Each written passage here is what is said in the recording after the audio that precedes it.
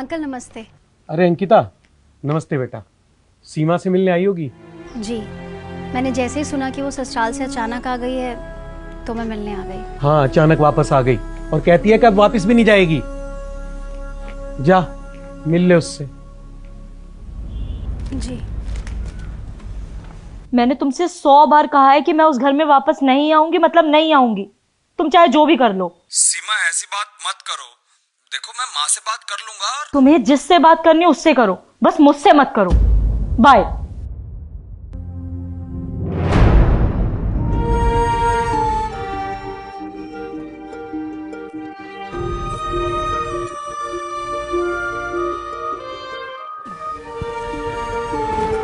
तुझे पता है मैं कितना अकेला फील कर रही थी?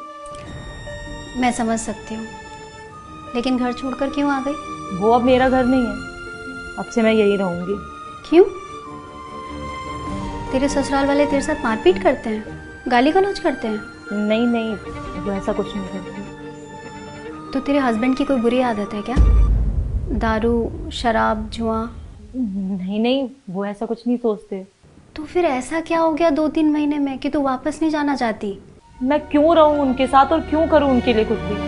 अरे जब भी मैं उनके लिए कुछ करती हूँ तो उसमें 100 नुक्स निकालते हैं और बोलते हैं मायके से यही सीख के आई है। कद्दू सीखा है। सीमा, शुरुआत में हर ससुराल वाले ऐसे ही करते हैं। तू ना उनका ज्यादा पक्ष मत ले। वैसे तो मेरे ससुराल वाले बड़े मॉडर्न बनते हैं, लेकिन जरा सा घर से बाहर कदम क्या निकाल दो कि 10 तरीके के सवाल जवाब करने लगते हैं। कहाँ जा रही हो, क्यों जा रही हो, किससे मिलने जा रही हो, हर चीज जाननी होती है उन्हें। तो बता दिया कर ना। मैं क्यों बताऊं? अरे इन्हीं सारी चीजों से बचने के लिए तो मैंने पढ़े लिखे मॉडर्न लड़के से शादी की थी, लेकिन मेरी किस्मत देखो। खैर तू ये सब छोड़, कहीं शॉपिंग करने गई थी क्या? हाँ, मुझे जैसे ही पता चला कि तू ससुराल से आई है तो मैं मॉल चली गई शॉपिंग करने। शादी के बाद पहली बार घर आई है ना, तेरे लिए सैंडल्स लेके आई हूँ। ले, पहन के देख।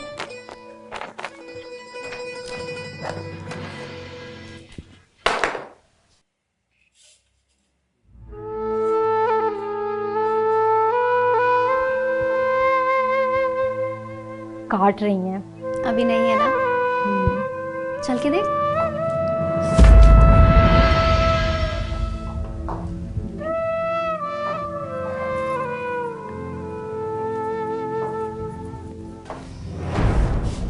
कैसी लगी? बहुत अच्छे हैं।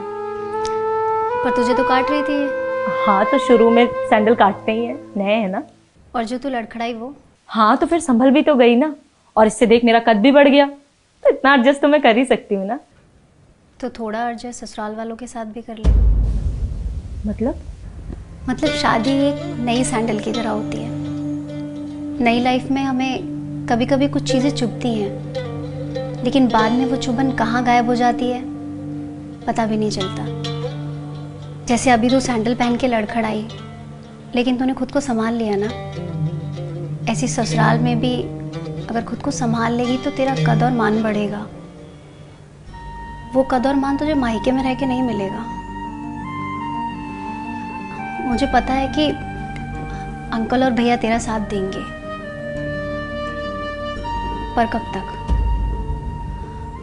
तुझे पता है मेरी एक छोटी सी गलती, जब मैं अपने पति से लड़कर वापस आ गई थी, मेरे भी पापा और भैया ने मेरा साथ दिया।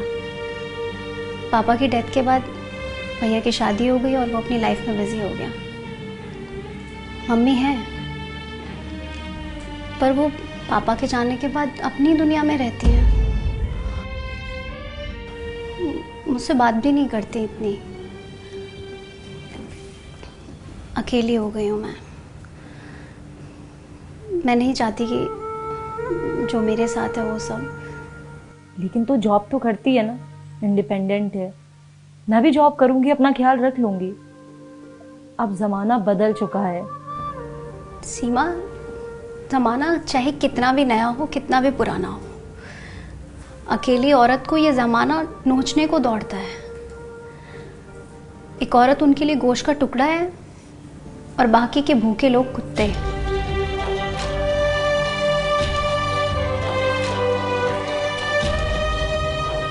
तू मेरी छोटी बहन की तरह है।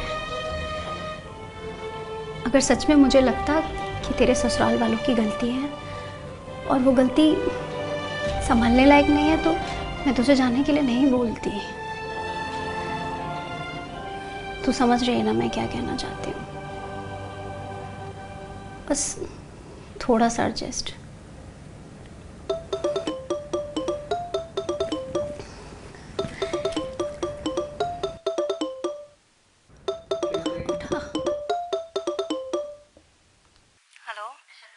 बहू, तू मेरी वजह से अपना घर मत खराब कर।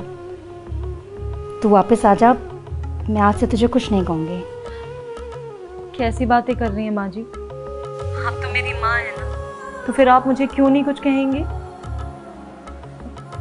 आप इनको बोलो कि मुझे लेने आ जाएं। ठीक है बेटा।